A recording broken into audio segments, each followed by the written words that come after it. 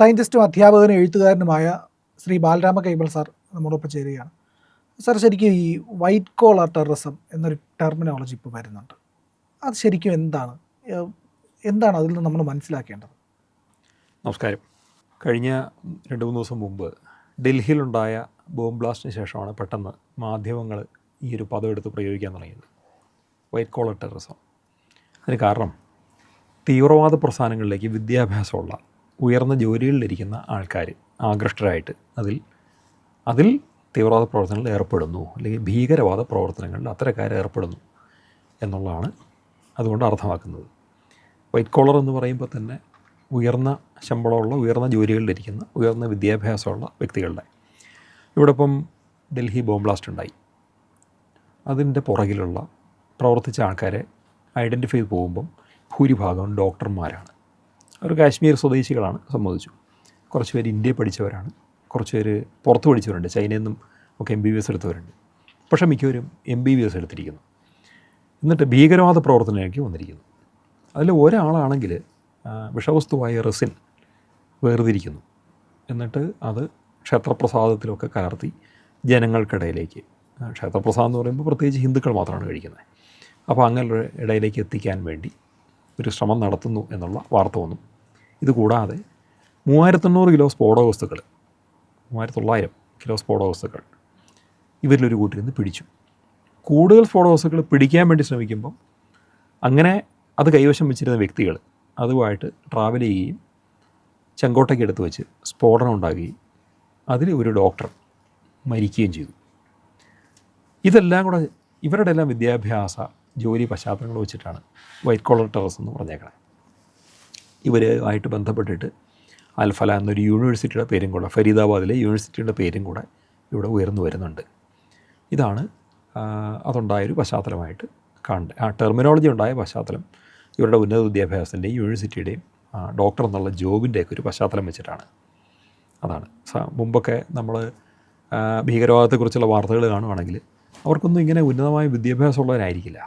അവർ വിദ്യാഭ്യാസം തീർത്തും കുറഞ്ഞവരോ, സമൂഹത്തിൽ എന്തെങ്കിലുമൊക്കെ ജോലി ചെയ്തിരുന്നവരോ, അവർ തീവ്രവാദ അല്ലെ ഭീകരവാദ ആശയങ്ങളിൽ മതപരമായിട്ടോ മറ്റേതെങ്കിലും കാരണത്താലോ ആകൃഷ്ടരായിട്ട് വരുന്നു, രാജ്യവിരുദ്ധ പ്രവർത്തനത്തിൽ ഏർപ്പെടുന്നു, ചിലർ കൊല്ലുന്നു, ചിലർ കൊല്ലപ്പെടുന്നു. ഇങ്ങനെയൊക്കെയുള്ള ഇതാണ് നമ്മൾ കണ്ടുകൊണ്ടിരുന്നത്.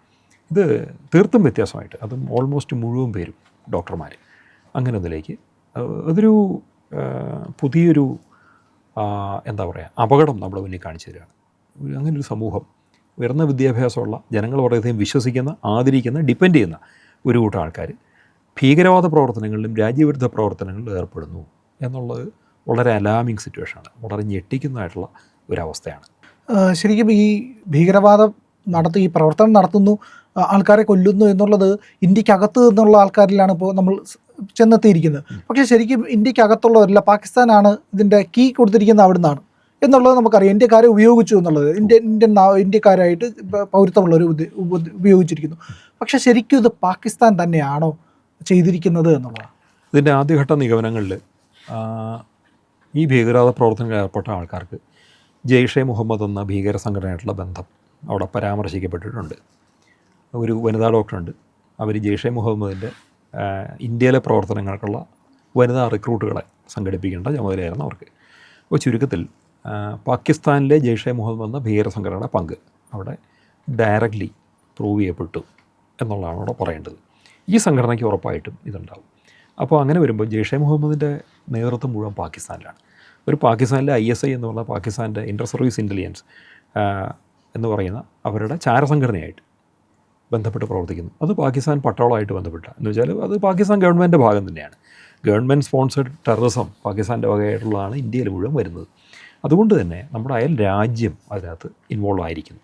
ഇത്രയും വരെ നമ്മൾ നിൽക്കുമ്പോഴും ഇന്ന് വന്നിരിക്കുന്ന പുതിയ വാർത്ത തുർക്കിക്ക് പങ്ക് എന്നുള്ളതാണ്. ഇവിടെ തുർക്കി എന്ന രാജ്യം കുറച്ച് നാളായിട്ട് നമ്മളുമായിട്ട് നല്ല രസത്തിലല്ല. ചരിത്രപരമായിട്ടും ഇന്ത്യക്ക് വളരെയധികം ആഘാതങ്ങൾ ഏൽപ്പിച്ച ഒരു രാജ്യമാണ് ടർക്കി. ഏതാണ്ട് 800 വർഷം മുമ്പ് AD 1200 ആ സമയത്ത് ഒരു സൈന്യം ഇന്ത്യയിലേക്ക് വന്നതിൽ ടർക്കിഷ് ഗ്രൂപ്പുകളുണ്ട്. അതിൽ ബക്തിയാർ ഖിൽജി എന്നൊരു സേനാനായകൻ്റെ നേതൃത്വത്തിൽ ലോകത്തെ ഏറ്റവും പഴയ സർവകലാശാല ഇന്ത്യയിലുണ്ടായിരുന്നു, തകർക്കപ്പെട്ടു. അത് നളന്ദ സർവകലാശാലയാണ്. ബുദ്ധൻ്റെ കാലത്ത് ബുദ്ധൻ സന്ദർശിച്ചു എന്ന് പറയുന്നൊരു ഇടമാണത്. ബുദ്ധൻ്റെ ശിഷ്യനാണ് തുടങ്ങിയതെന്ന് വിശ്വസിക്കപ്പെടുന്നു. ബുദ്ധശിഷ്യനായ ശാരീപുത്രൻ തുടങ്ങിയ പാഠശാല, അത് ഒരു വിദ്യാഭ്യാസ കേന്ദ്രം തുടങ്ങി ബുദ്ധൻ അവിടെ സന്ദർശിക്കുകയും ചെയ്തു എന്ന് പറയുന്നു. അത് പിന്നെ ഒരു മഹാസർവകലാശാലയായിട്ട് വളർന്നു. ബുദ്ധശിഷ്യനായ ശാരീപുത്രനാണ് തുടങ്ങിയതെങ്കിൽ അതിന് 2600 വർഷം പഴക്കമുണ്ട്. ഇത് ഏതാണ്ട് 800 വർഷം മുമ്പ് തകർക്കപ്പെട്ടു. അവിടെ ടർക്കിഷ് സൈനികർ ആണ് അവിടെ പ്രധാനമായിട്ടും ഇത് തകർക്കാനും അവിടെ ഉണ്ടായിരുന്ന അധ്യാപകരും വിദ്യാർത്ഥികളെയും കൊല്ലാനും ഒക്കെ ഉണ്ടായിരുന്നത്. അപ്പോൾ അന്ന് തൊട്ട് ഒരു ടർക്കി എന്ന് പറയുന്നത് ഒരു ഭീഷണി പോലെ ടർക്കി അവിടെ അന്ന് പ്രവർത്തിച്ചെങ്കിൽ, ഇന്ന് പുതിയ കാലഘട്ടത്തിൽ ഇന്ത്യക്കെതിരെ ശത്രുതയോടുകൂടി നിൽക്കുന്ന രാജ്യമായിട്ട് ടർക്കി വന്നിരിക്കുന്നു. ടർക്കിഷ് ജനത സത്യം പറഞ്ഞാൽ നല്ലവരാണ്. എനിക്ക് ടർക്കിയിലുള്ള നിരവധി ഡോക്ടർമാർ, അതുപോലെ തന്നെ സയൻറ്റിസ്റ്റുകൾ, ഇവരെയൊക്കെ അറിയാം. ഇന്ത്യക്കാരുമൊക്കെ ആയിട്ടുള്ള നല്ല ബന്ധത്തിൽ പോകുന്ന അനേക ആൾക്കാരുണ്ട്. ഒരു വശത്ത് ടർക്കിക്ക് ഒരു സാമൂഹികമായിട്ട് വളരെ നല്ലൊരു മുഖമുള്ളപ്പോൾ, യൂറോപ്പിൻ്റെ ഒരു ഭാഗം പോലെ അവർ നിൽക്കുമ്പോൾ, യൂറോപ്യൻ കൾച്ചർ അവർ സ്വീകരിക്കുമ്പോൾ, മറുവശത്ത് മതഭീകരവാദത്തിൻ്റെയും മതാന്ധതയുടെയും വേറൊരു മുഖം കൂടി ടർക്കിക്കുണ്ട്. അതുകൊണ്ട് തന്നെ ആഗോളതലത്തിൽ ഇസ്ലാമിക മതഭീകരവാദം പ്രചരിപ്പിക്കുന്നതിൽ ടർക്കിയിലെ പല ഗ്രൂപ്പുകൾക്കും തന്നെ പങ്കുണ്ട്. ഇപ്പോൾ പുറത്തു വന്നിരിക്കുന്ന വാർത്ത എന്താണെന്ന് ചോദിച്ചാൽ, ഇവിടെ ഈ സ്ഫോടനം നടത്തിയ ആൾക്കാർ പലരും ഇതിനു മുമ്പ് ടർക്കി സന്ദർശിച്ചെന്നും ടർക്കിയിൽ നിന്ന് ഒരു പ്രത്യേക വ്യക്തി, അദ്ദേഹത്തിന് ഒരു കോഡ് പേരിലൊക്കെ അറിയപ്പെടുന്നുണ്ട്, ആ ആൾ ഇവർക്ക് വേണ്ടുന്ന നിർദ്ദേശങ്ങൾ കൊടുത്തു എന്നും പറയുന്നു. അദ്ദേഹം ഒരു ടർക്കിഷ് വംശജനാണോ, ടർക്കിഷ് പൗരനാണോ, അതോ ഒരു പാകിസ്ഥാനി ഇന്ത്യക്കാരനോ അങ്ങനെ അവിടെ ഇരുന്ന് ഈ വർക്കുകൾ കോർഡിനേറ്റ് ചെയ്യുന്നതാണോ, ഇത് നമുക്കറിയില്ല. പക്ഷേ ടർക്കിയുടെ മണ്ണിൽ നമ്മുടെ ഡൽഹിയിലുണ്ടായ സ്ഫോടനത്തിൻ്റെ പിന്നിൽ പ്രവർത്തിച്ചവർക്ക് ടർക്കിയുടെ മണ്ണ് ഉപയോഗിക്കേണ്ടി വന്നിട്ടുണ്ട്. ഇത് ഇപ്പോഴത്തെ ലേറ്റസ്റ്റ് വാർത്തകളിൽ നമുക്ക് കാണാൻ പറ്റും. ശരിക്കും ഈ പറയുന്ന മോദിയും രാജ്നാഥ് സിംഗും അടക്കമുള്ള നേതാക്കൾ മറുപടി കൊടുക്കാറുണ്ട് ഈ പറയുന്ന ഭീകരാക്രമണമൊക്കെ ഉണ്ടായാൽ. അമിത്ഷായും കൃത്യമായിട്ട് പറഞ്ഞിട്ടുണ്ട്, നൂലിഴ കീറി പരിശോധിച്ചാരാണെന്ന് കണ്ടെത്തി മറുപടി കൊടുക്കുന്നത്. പക്ഷേ രാജ്നാഥ് സിംഗിൻ്റെയും മോദിയുടെയൊക്കെ പ്രസംഗം സാധാരണഗതിയിൽ ഹിന്ദിയിലാവും.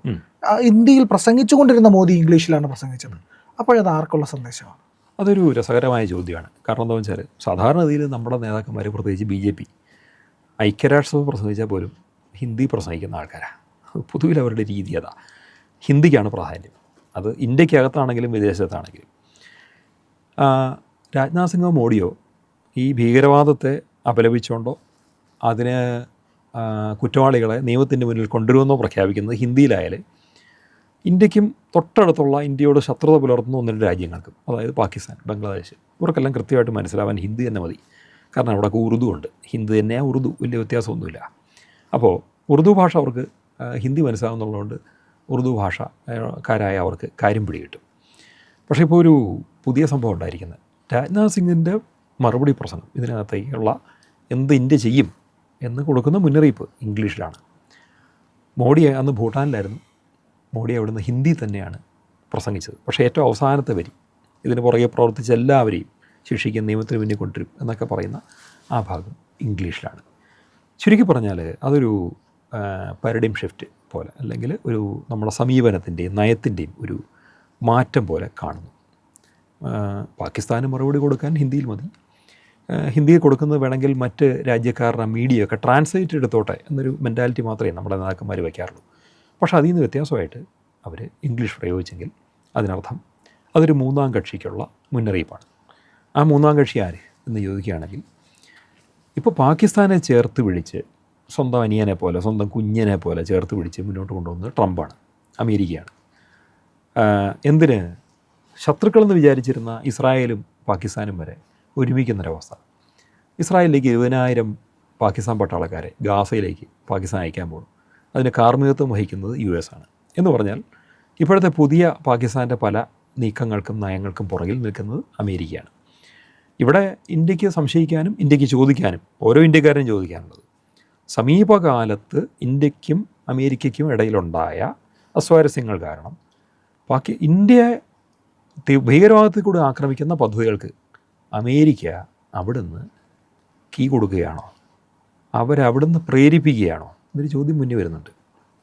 ഈ സംശയം ഉള്ളതുകൊണ്ടായിരിക്കും കൃത്യമായിട്ട് ഇംഗ്ലീഷിൽ തന്നെ ഒരു മറുപടി നമ്മുടെ ഭാഗത്തുനിന്ന് കൊടുത്തത്.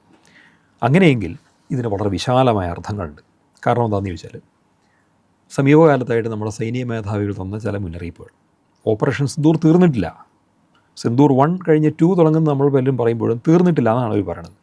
അത് മുന്നോട്ട് പോകുന്നത് എങ്ങനെയായിരിക്കും എന്ന് ചോദിച്ചാൽ ഇരുപക്ഷത്തും നാശനഷ്ടങ്ങൾ സഹിച്ചുകൊണ്ട് ഒരു ദീർഘകാല യുദ്ധമായിരിക്കാം എന്നുപോലുള്ള മുന്നറിയിപ്പ് നമ്മുടെ സൈന്യം നൽകുന്നു.